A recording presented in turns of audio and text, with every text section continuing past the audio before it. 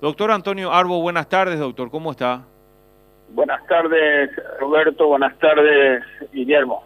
¿Qué tal, doctor? Y gracias por atendernos, doctor. Bueno, tratando de analizar un poco esta extensión de cuarentena que también anunció el presidente, dicen que ahora estamos viendo en este momento el resultado de las medidas que tomamos hace 15 días, doctor. ¿Eso es tan así realmente? Hay que entender, digamos, que la proyección de este momento se verá en 2 semanas. ¿Cuál es el comportamiento que está teniendo también el virus a nivel local, doctor? ¿Qué análisis hace, por favor? Bueno, el comportamiento de la epidemia de coronavirus en el Paraguay es aceptable, de lo cual demuestra que la cuarentena tuvo un profundo efecto. Sí. Esas medidas deberían continuar y ir analizando semanalmente cómo se va comportando, porque la tendencia es de que vaya incrementando con el tiempo. Y se llega en un momento, si las medidas bajan, de que se tenga una explosión y sobrepase el sistema de salud. ¿Y cuáles son las noticias científicas? Recién hablábamos aquí de un cable de la agencia EFE que dice que hay unas 20 vacunas probándose alrededor del mundo en diferentes países, doctor. Pero ¿cuál es la información de la comunidad científica sobre esa búsqueda de una vacuna para el SARS-CoV-2, para este virus? Bueno, las vacunas que pueden generarse para el coronavirus van a esperar 1 año a 2 años. En el mejor de los casos se tendría a finales del primer semestre del próximo año. Eso es algo que digamos que hay que asumir. Es una experiencia de las vacunas que han tenido emergencia, como por ejemplo la vacuna del ébola, que ha tenido una emergencia, estuvo disponible después de 1 año y medio. Entonces, no debemos de ahí que las medidas que se tengan que tomar no deben estar dependientes de la aparición de una vacuna. Exacto, hay que acostumbrarse a convivir también con el virus, doctor, porque no va a desaparecer del país, es decir, seguirá circulando. Digo, para empezar a pensar en esto, estas medidas de higiene, estas medidas de distanciamiento, tienen que incorporarse entonces como un hábito más permanente. Así es, así es. ¿Qué más se sabe acerca del SARS-CoV-2, del coronavirus? Por ejemplo, surgen preguntas sobre si la persona que ya se contagió y se recuperó totalmente puede volver a contagiarse, doctor, o no. Bueno, lo habitual es que la persona que se recupera de un cuadro de coronavirus, el novel coronavirus 19, habitualmente ya es inmune a una nueva infección. Pero cuando los casos ocurren en tan desproporcionado número, pueden haber personas que vuelvan a recaer, y eso es lo que se ha observado. Pueden volver a recaer, es decir, no están inmunes entonces. Es la minoría y generalmente en relación a un problema inmune que tienen.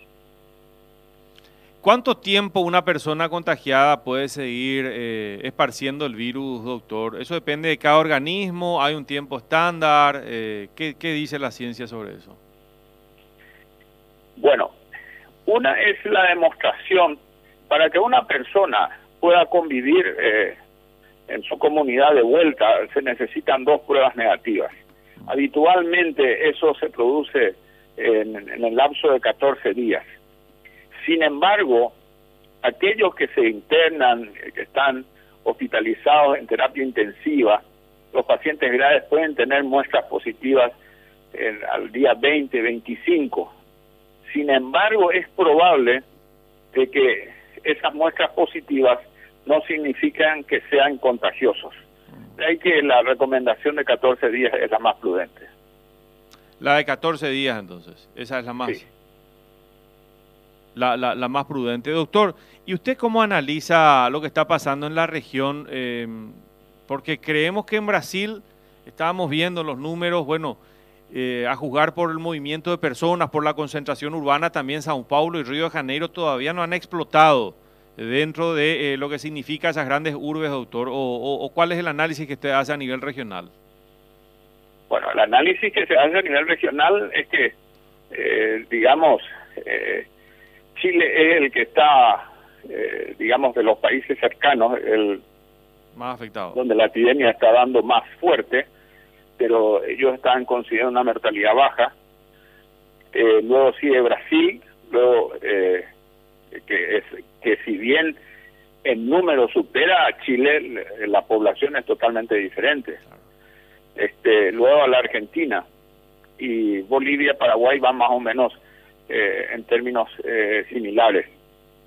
Eso implica de que los picos todavía no se alcanzaron en estos países, pero eso es esperable, pero hay que fijarse en los picos de Italia, de España, de Estados Unidos, y entonces entender de que esto es algo que nos va a costar, y tenemos que esperar unas 4 semanas, 6 semanas. Para saber en dónde estamos parados realmente. Así es. En 6 semanas, ¿usted cree que podríamos tener ya un mapa general a nivel nacional de cómo estamos? Mire, el problema de que nosotros tenemos es que el invierno está muy próximo. Ya. Y no sabemos cuál es el comportamiento de este virus en el invierno. Entonces, todas las medidas que se tomen deben ser analizadas periódicamente, cada semana, cada 2 semanas. No existe nadie que pueda decir con certeza lo que puede pasar en el futuro, porque esta es la primera epidemia que se está teniendo y es la primera pandemia que se tiene por este virus con esta característica en el mundo. Doctor, cuando usted habla de 4 a 6 semanas, para que no se malinterprete lo que está diciendo, ¿esto significa o no que hay que mantenerse en esta cuarentena estricta durante este periodo? No, lo que esto implica que eso debe analizar semanalmente. No se puede dar ninguna futurología de este cuadro. Sí se puede saber de qué es lo que nos espera. ¿Por qué a los niños ataca de forma más leve? Se contagian bastante, pero no estamos hablando casi digo, de casos de mortalidad infanto-juvenil, doctor, que generalmente el grupo más afectado es el de 60 años para arriba. Sí, en general el virus tiene un performance leve en todo el grupo de menos de 40 años. En general, poca mortalidad, lo cual no significa que no han existido muertes. Claro, por eso decía. Sí, han existido muertes, pero han sido muy escasas en comparación a lo que se observa en otras edades. Sí. Pero ¿y por qué, doctor? ¿Por qué es una cuestión del organismo, del sistema no está inmunológico? Muy claro eso. No está muy claro porque se ha expresado que la función inmune, la respuesta inmune de los niños puede ser una causa, pero eso no explica por qué otros virus, como por ejemplo la influenza, puede ser más grave en los niños, en pequeños. Entonces, las explicaciones, las investigaciones continúan y eso vamos a tener seguramente en corto tiempo. ¿Es claramente el pulmón el órgano principalmente afectado por el virus, por el SARS-CoV-2 o hay otros órganos? Sin ninguna duda. Es el pulmón. El pulmón. Es claramente el pulmón. Por eso se suele decir también, y le pregunto esto, los fumadores, que aquellos que tengan los pulmones un poco más deteriorados, no todos, pero aquellos que tengan pulmones más deteriorados son más vulnerables, doctor. Así es. Los que tienen, igualmente aquellos que consumen cortisona, los que están en terapia con quimioterápicos, todos esos tienen más predisposición a hacer cuadros más severos. Hay preguntas también sobre personas embarazadas, doctor. Todavía no está demostrado que haya una transmisión de la madre al bebé, pero ¿qué cuidados tiene que tener una embarazada en esta época, doctor? Bueno, esa es todo es un campo de discusión, porque todos sabemos de que es una etapa muy sensible de la vida, el nacimiento de un hijo. Y entonces se presentan dos problemas principales. Primero, el alojamiento, y segundo, la alimentación. En general, la recomendación es, hay una recomendación del Centro de Enfermedades Infecciosas de Estados Unidos, donde se sostiene que si la madre está, digamos, con síntomas, lo ideal sería separar al niño de la madre, pero eso no es algo que pueda sostenerse en países donde existe solamente la gran mayoría de la población vive en habitaciones de una sola habitación. Casa de una sola habitación. Habitación. Sí.